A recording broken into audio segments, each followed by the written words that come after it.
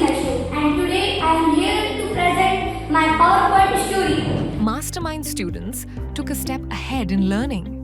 They prepared their own PPTs with creativity and confidently showcased their English speaking and presentation skills.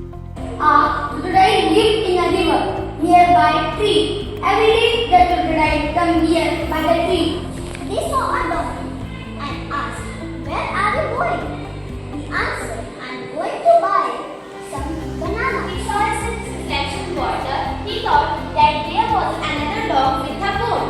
He started barking all of his reflections. He reached a bone for water. At one day they are walking here and there, and they find at the Speedy golden theme of Charizard Park. It was another beautiful day at Charizard Park. One day, the crocodile was in the search of food. He saw a monkey hanging on a tree eating apples. One day, the crocodile wives became very angry, and when the crocodile came to her, They created their own story presentation on the computer and then confidently presented it in class, that too in English. This activity not only made their learning exciting, but also strengthened their creativity, confidence, and communication skills. Truly, Mastermind students are growing into smart learners, creative thinkers, and confident presenters.